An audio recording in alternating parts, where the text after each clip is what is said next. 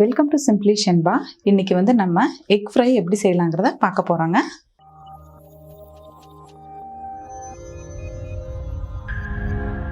அடுப்பில் வந்து ஒரு கடாய் வச்சுக்கோங்க. நான் வந்து மண் சட்டி வச்சுருக்கேன். 2 ஸ்பூன் கடலெண்ணெய் சேர்த்துருக்கேன்.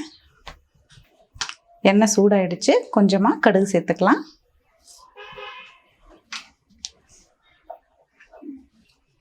கடுகு பொரிஞ்சிருச்சு. இப்போ வந்து ஒரே ஒரு பெரிய வெங்காயம் சின்ன சின்னதாக நறுக்கி வச்சுருக்கேன். ஒரே ஒரு பச்சை மிளகா உள்ளே இருக்கிற விதை எடுத்து கீறி வச்சுருக்கேன். அதையும் கூட சேர்த்துக்கலாம்.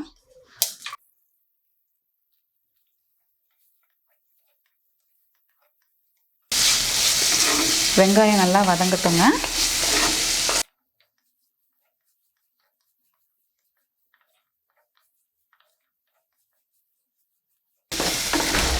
வெங்காயம் ஓரளவுக்கு வதங்கிருச்சு. இப்போ பார்த்திங்கன்னா இஞ்சி பூண்டு, ஒரு துண்டு இஞ்சியும் 2 பல் பூண்டும் தட்டி எடுத்து வச்சுருக்கேன். அதையும் நம்ம இப்போ கூட சேர்த்துக்க போகிறோம்.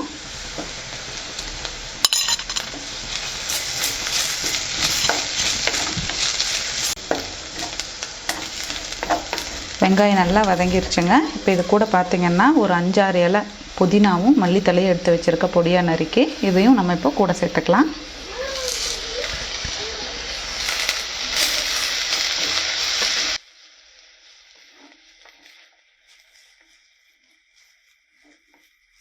இப்போ இது கூடவே மிளகாய்த்தூள் 1 ஸ்பூன் சேர்த்துக்கலாம்.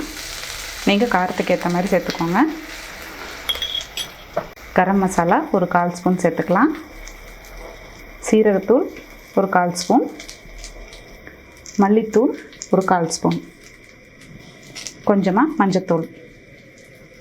உப்பு தேவையான அளவு.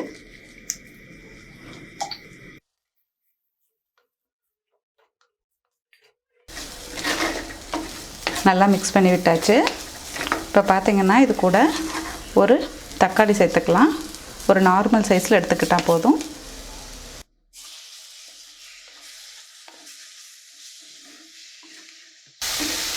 இப்போ தக்காளி நல்லா வதங்கட்டும். தக்காளி நல்லா வதங்கிருச்சுங்க. இப்போ இது கூட வந்து நம்ம கொஞ்சமாக தண்ணி சேர்த்துக்கலாம்.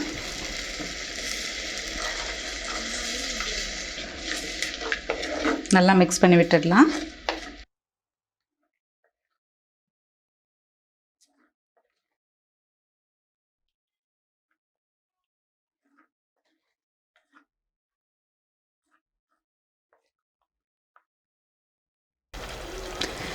இப்போ இதில் நம்ம முட்டையை உடைச்சி ஊற்றிக்கலாங்க.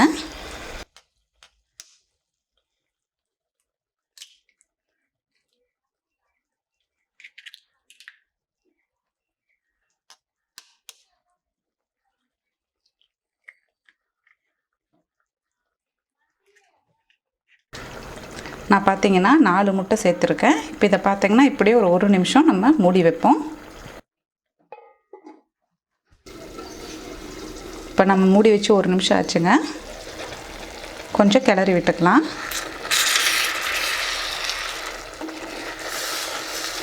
அந்த கிரேவியில் ஃபுல்லாக மிக்ஸ் ஆன மாதிரி இருக்கட்டும்.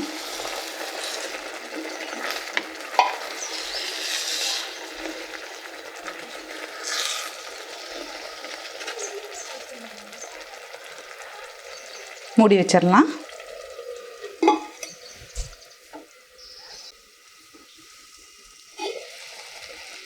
பாருங்கள், இந்த கிரேவி எல்லாமே வந்து ட்ரை ஆகிடுச்சு. நல்லா மிக்ஸ் பண்ணி விட்டுடலாம்.